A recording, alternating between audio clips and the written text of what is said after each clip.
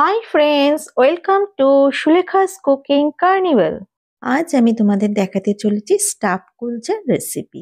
একদম ঘরোয়া পদ্ধতিতে, কোনো রকম তন্দুর, ইস্ট, ওভেন ছাড়াই তোমাদের এটা আমি বানিয়ে দেখাবো। রেসিপি শুরুর আগে আমার নতুন বন্ধুদের কাছে অনুরোধ, নিচে থাকা সাবস্ক্রাইব বাটনটা প্রেস করে পাশে বেল আইকনটা অন করে দিও প্লিজ। চলো তাহলে দেখে নেওয়া যাক আজকের রেসিপি।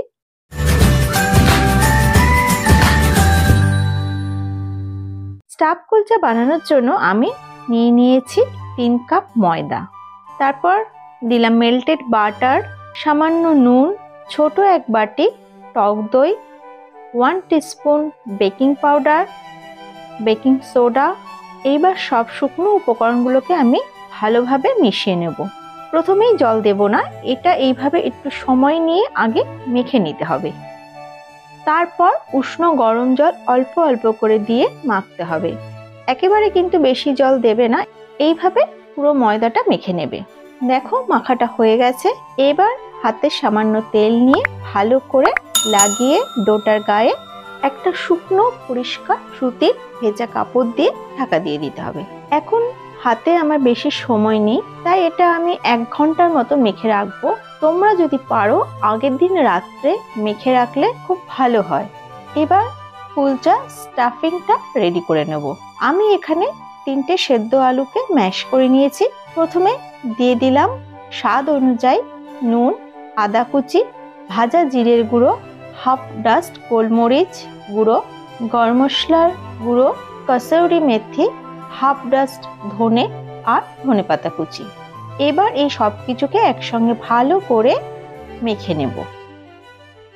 দেখো মাখাটা হয়ে গেছে। এবার 1 ঘন্টা পরে ফিরে এলাম। দেখো ডোটা কেমন সফট আর ফুলে উঠেছে। এটা সারা রাত থাকলে আরো ফুলে আরো সফট হয়ে যেত। হাতে সামান্য তেল নিয়ে নিয়েছি, এবার একটু ঠেসে নেব। তারপর একটা একটা করে লেচি কেটে নেব। আমরা রুটির জন্য যে সাইজের লেচি কাটি তার থেকে একটু বড় সাইজের লেচি কাটবো। তারপর 2 হাতের তালুতে নিয়ে এভাবে গোল করে নেব। তারপর একটা লেচিকে নিয়ে আঙুলের সাহায্যে এভাবে চেপে চেপে গোল করে এইরকম ছোট বাটির শেপ দিয়ে নেব। তারপর কিছুটা পুর নিয়ে ভেতরে দিয়ে দিলাম আর ভালো করে মুখটা চেপে চেপে বন্ধ করে দিতে হবে। তারপর এইভাবে গোল করে নেব।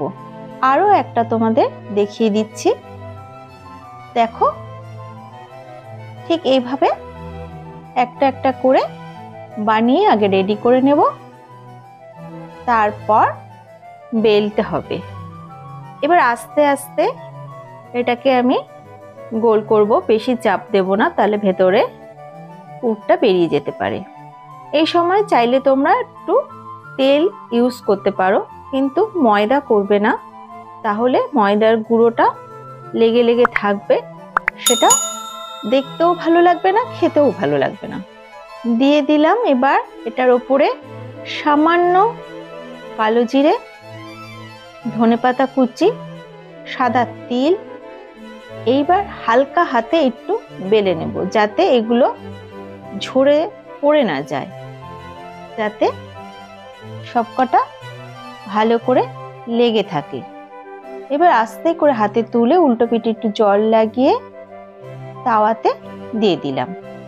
এইভাবে জল দেওয়ার কারণ হলো, প্রথমে জলটা গরম হয়ে কুলচাটাকে ভেতর থেকে হতে সাহায্য করবে। এইভাবে উল্টে পাল্টে দুপাশটা ভেজে নেব। তারপর একটু এভাবে সেঁকে নেব।